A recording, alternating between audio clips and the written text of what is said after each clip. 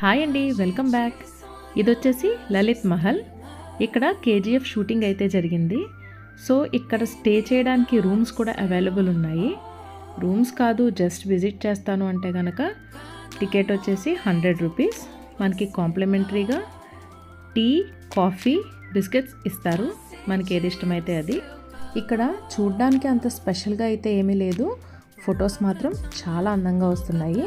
Photos కోసం అయితే మాత్రం వెళ్ళొచ్చు, అంతకుమించి స్పెషాలిటీ ఏం లేదు.